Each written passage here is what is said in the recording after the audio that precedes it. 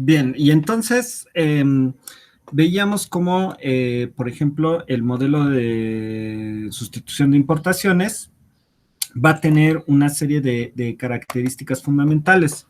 Y lo que vamos a ver a continuación son las consecuencias del modelo de sustitución de importaciones, ¿no?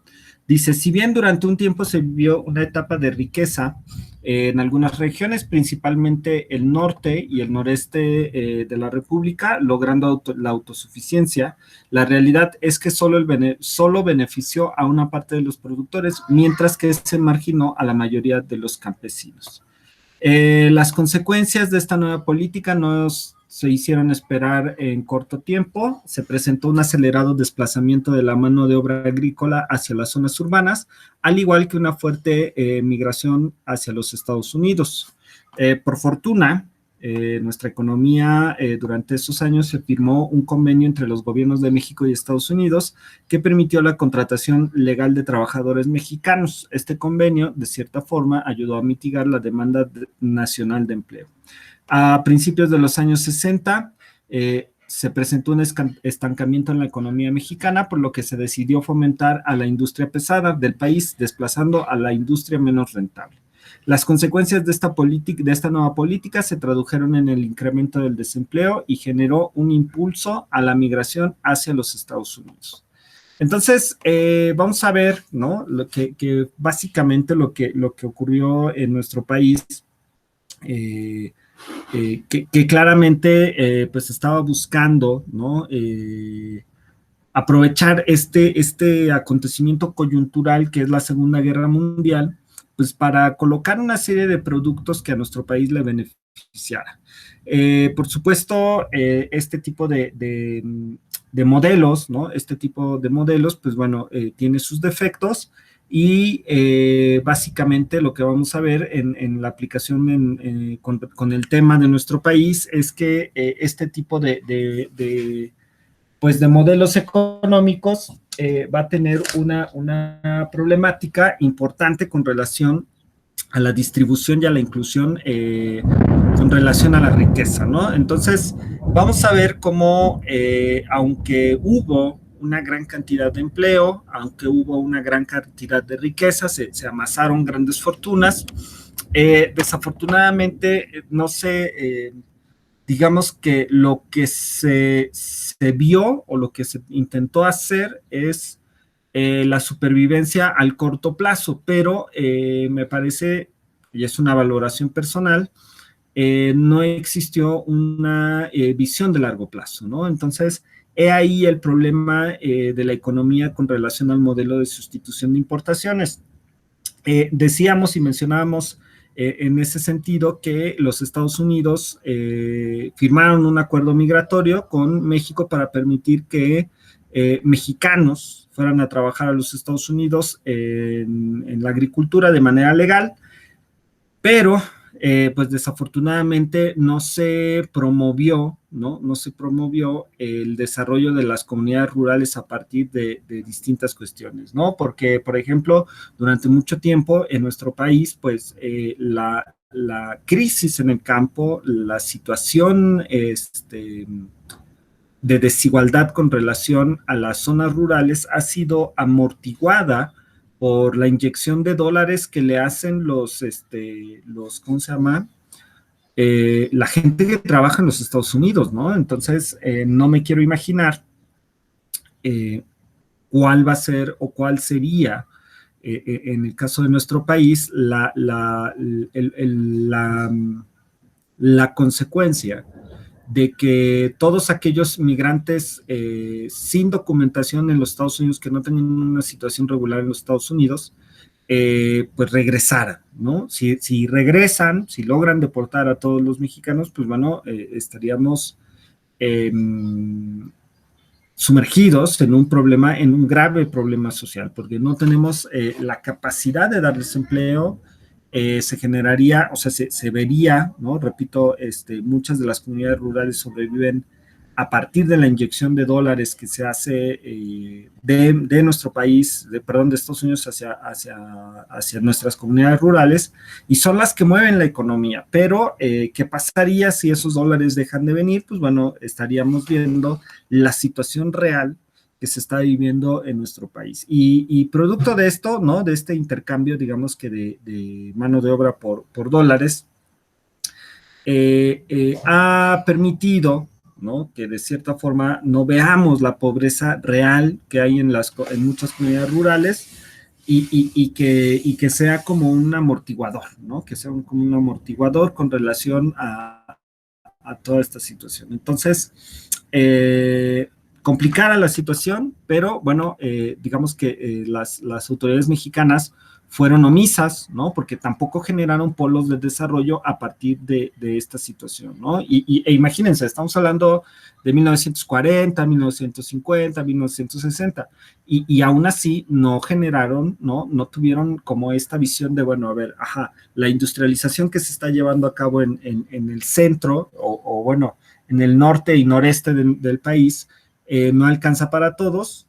El sureste, centro, sur y sureste no están tan desarrollados, y entonces, bueno, ¿qué es lo que les ofrecemos a estos territorios precisamente pues para que tengan pues desarrollo, ¿no? Porque teóricamente este modelo económico, el modelo de sustitución de importaciones, tenía que alcanzar pues para todos, ¿no? Y cosa que no ocurrió. Entonces, vemos cómo, repito, todos los modelos económicos tienen sus contradicciones, sus problemas, pero bueno, ¿no? Entonces vamos a ver aquí, dice, declive del modelo de sustitución de importaciones en México. A principios de los años 70, el país se encontraba en un crecimiento económico moderado, pero con recalcados desequilibrios financieros internos como externos. La imagen de la economía de México en el exterior se fue develando, al igual que la fama que había generado el país en el extranjero, donde se reconocía como creador y beneficiario del milagro mexicano. Todo esto fue desapareciendo poco a poco al darse a conocer la situación interna del país, en donde la pobreza afectaba cada vez a más millones y millones de mexicanos.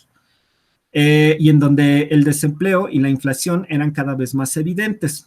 El beneficio económico del que tanto se había hablado solo llegó a unos cuantos mexicanos. El desarrollo económico era ajeno a la mayoría de los mexicanos. Esta política se siguió aplicando durante los sexenios siguientes, provocando la precipitación a una nueva crisis económica, ¿no? Entonces vamos a ver cómo en este sentido debemos tomar en cuenta que los modelos, ¿no? Los modelos económicos tienen caducidad, ¿no? Tienen caducidad y debemos ser claros con relación a eso, porque pues básicamente estamos hablando de esta situación en la cual, ¿no? Nosotros podemos estar visualizando el fin de un modelo económico. Los modelos económicos se agotan, los modelos económicos no pueden ser para siempre, pero bueno, finalmente, en este sentido, pues sí debemos ser claros que los modelos económicos deben propiciar o deben poner las condiciones pues para que los habitantes de determinado país tengan la posibilidad de buscarse el sustento, y ahí sí, pues buscarse el sustento, ¿no? Tan amplio como pueda ser esta situación. Porque por supuesto no vamos a caer en una alegoría del paternalismo, sino más bien pues señalar que el gobierno tiene la obligación de proporcionarnos piso parejo, ¿no? O sea, necesitamos tener piso parejo todos, porque si no tenemos igualdad de condiciones, pues bueno, ahí es donde se empiezan a generar las contradicciones que tanto daño le han hecho a nuestro país, sobre todo las desigualdades, ¿no? El problema de México son efectivamente las profundas desigualdades económicas que existen. Y en ese sentido, pues bueno, ¿no? O sea, lo vemos hoy y lo seguimos viendo. Bien, Dentro, ¿no? Dentro de esta cuestión de los modelos económicos, vamos a ver otra manifestación en este sentido, un poco dentro del modelo de sustitución de importaciones, ¿no? Que es dentro de, pero que este modelo que se llama modelo de desarrollo estabilizador, ¿no? Entonces, esto es en el marco, ¿no? Del modelo de sustitución de importaciones que buscaba precisamente tener pues esta cuestión de desarrollo. Dice, el modelo de desarrollo estabilizador fue el eje de la política de tipo de cambio después de la devaluación del Sábado de Gloria de 1954. Llevó al gobierno de Ruiz Cortines a definir la estrategia de colocar el tipo de cambio como objetivo central de la política económica y manipular las presiones devaluatorias como la inflación. Los alcances de esta política de desarrollo estabilizador llegaron hasta 1976. 22 años después, cuando la inflación rompió el equilibrio y provocó una devaluación. En un enfoque histórico, el desarrollo estabilizador fue una estrategia de desarrollo. Sin embargo, el bienestar no alcanzó para todos. Hacia 1970, el país reveló déficit amplio. La producción industrial llegó a su límite con la política de sustitución de importaciones. El campo se hizo dependiente de los subsidios oficiales y no alcanzó a industrializarse. El Estado rompió los equilibrios fiscales con aumentos en gasto y el estancamiento de los ingresos. Finalmente, la inflación tronó la economía. Los gobiernos de Adolfo López Mateos aceptaron el modelo del desarrollo estabilizador y se ajustaron con sus exigencias. Controlar prioritariamente la inflación, ejercer el presupuesto sin déficit y atender a las prioridades sociales. El gobierno de Echeverría buscó mayor atención a la desigualdad, pero sin atender la estrategia de desarrollo estabilizador, pero también sin modificar la política económica. Aumentó el gasto y mantuvo igual el ingreso. El déficit presupuestal estimuló la inflación. En medio de las tensiones políticas con el sector privado, el gobierno de Echeverría no resistió la fuga de capitales en 1976 y se vio obligado a devaluar. Entonces, aquí lo que nosotros estamos viendo en esta información es que el modelo de desarrollo estabilizador tiene por lo menos 3 ejes. Uno, controlar prioritariamente la inflación. Recordemos que la inflación está definida como el aumento generalizado de los precios, ¿no? Ocurre un fenómeno, ocurre una situación económica o no económica que provoca el encarecimiento de todos los productos, ¿no?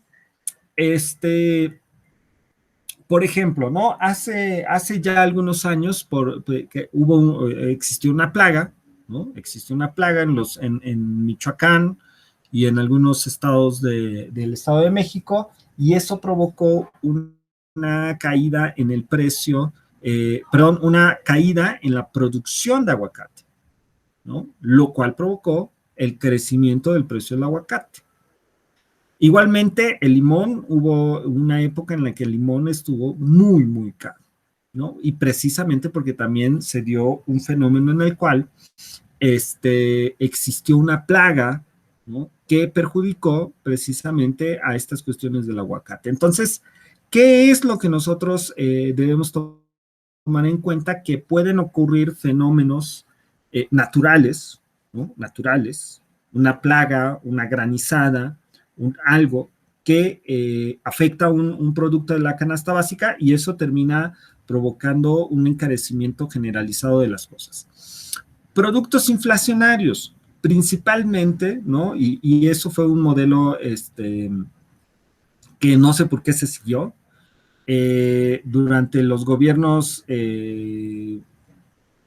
pues por lo menos priistas, desde Carlos Salinas de Gortari hasta Vicente Fox, se tenía la premisa de que la gasolina, el precio de la gasolina no era un producto, o que la gasolina no era un producto inflacionario, ¿no? Pero efectivamente, si tú subes el precio de la gasolina, pues sube el precio de muchos bienes de consumo. Entonces, pues porque básicamente todo se mueve con gasolina, ¿no? Todo se transporta, todo llega a nosotros con base en la gasolina. Entonces, pues bueno, hay que revisar las motivaciones político-económicas que tienen cada uno de los países y que pues los llevan a tomar determinadas premisas como verdades o pues así, ¿no? Entonces vamos a ver cómo en ese sentido, pues también a veces es un asunto ideológico, ¿no? O sea, estas cuestiones a mí de repente me da como rareza hablar con los economistas, ¿no? Porque a veces ellos se dan como sus baños de mucha ciencia, pero al final, pues estas cuestiones terminan siendo cuestiones ideológicas. El modelo de desarrollo estabilizador, dice, es un periodo característico por su crecimiento económico sostenido y estabilidad en los precios. Perdón. Entonces dijimos controlar la inflación, ejercer el presupuesto sin déficit y atender las prioridades sociales. ¿Qué quiere decir que atender ejercer el presupuesto sin déficit, es decir, hacer un presupuesto para el gasto de gobierno y no solicitar deuda? No solicitar deuda a organismos internacionales o a bancos privados para financiar más allá de lo ya comprometido, ¿no? De lo que ya se había establecido. Entonces, pues bueno, ¿no? Si le debes, ¿no? Por ejemplo, el Estado de Puebla está endeudado a más de 60 años, 80 años, para la construcción del barroco y el barroco y el teleférico, me parece. Estamos endeudados, ¿no? Claro, eso es un déficit. ¿Por qué? Pues porque al final la deuda, ¿no? El financiamiento, le dicen financiamiento, ¿no? Pero al final yo te debo, ¿no? Tú me prestas dinero, yo te debo. Y decía el difunto Moreno Valle, no es deuda, es financiamiento. Bueno, de todas formas, te lo debo. No son aquí ningún organismo y ninguna banco, pues son hermanitas de la caridad como para andar prestando de cuates. Todos llevan un interés, es un negocio, ¿no? Es un negocio, pero me parece que debió haber habido una situación tan inteligente que era Moreno Valle que nos debió haber puesto en una situación mucho más importante, ¿no? Y esas serían las tres características del modelo de desarrollo estabilizado. El modelo de desarrollo estabilizador es un periodo característico por su crecimiento económico sostenido, dice, y estabilidad en los precios. Contempla sexenios desde 1952 hasta 1970. La tasa media de crecimiento anual del Producto Interno Bruto es de 6.56%. El Producto Interno Bruto por habitante creció año con año de 3.7 en 3.7. La inversión fija bruta por habitante lo hizo un poco más de 6. El desarrollo estabilizador se sustentó en una economía de mercado con un relevante intervencionismo del sector público como rector y promotor activo del desarrollo económico. Como regulador del comercio exterior y de los mercados internos de bienes y servicios, como inversionistas en áreas estratégicas y como promotor del bienestar social mediante leyes laborales y agrarias e instituciones de educación, salud y servicios básicos, ¿no?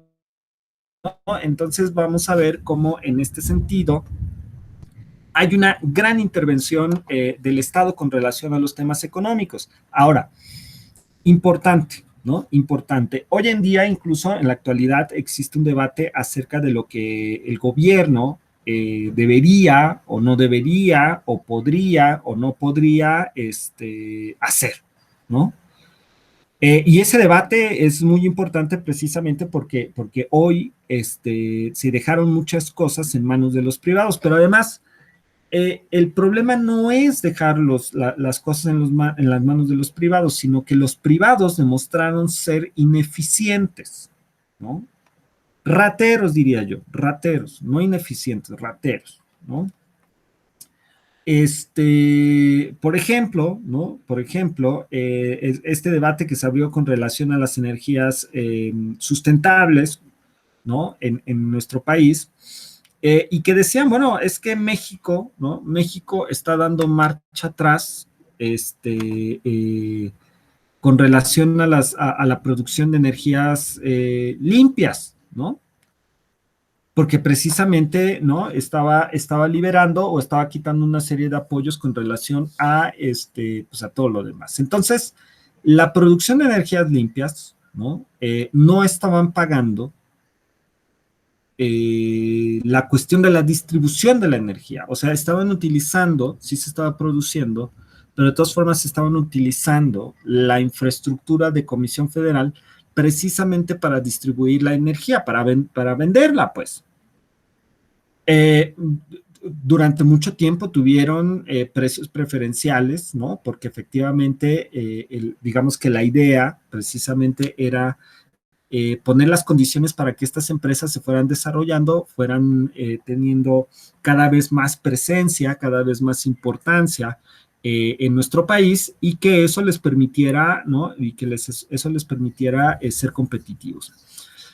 Ya son competitivos, ya son competitivos. Lo que pasa es que el gobierno dice, bueno, pues si ya son competitivos y ya están generando ganancias, pues entonces hay que retirarles el apoyo para que la gente se interese más en este tipo de productos y veamos el precio real del mercado, ¿no? Porque también ese es otro asunto. No podemos entregar dineros, ¿no? Incluso, por ejemplo, lo que está pasando ahorita con una empresa relacionada con el caso de Odebrecht, imagínense, ¿no? Les vendemos gas natural a precio preferencial, gas natural que no producimos. Entonces nosotros lo tenemos que comprar caro y se los tenemos que vender baratos. Es una empresa brasileña implicada en el asunto de Odebrecht, por lo que, bueno, allí estamos hablando de una gran cantidad, entonces, de dinero, defraudado, ¿no? Entonces, otra vez, que lo pasemos a los privados no quiere decir que se vuelva eficiente, ¿no? Incluso a veces es todo lo contrario. Dice, los objetivos planificadores, uno, elevar el nivel de vida de la población, sobre todo de los campesinos, obreros y de ciertos sectores de la clase media, continuar aumentando el ingreso nacional, acelerar el proceso de diversificación de las actividades productivas en la economía, avanzar en el proceso de industrialización, dando preferencia a las industrias básicas, lograr, dice, el desarrollo regional más equilibrado, proporcionar el aumento de la productividad de todos los factores de la producción, lograr un mejor aprovechamiento de los recursos financieros nacionales mediante la adecuada coordinación de política monetaria, y preservar la paz interna a través de la vigencia de la Constitución y con el fortalecimiento del régimen democrático surgido de la revolución.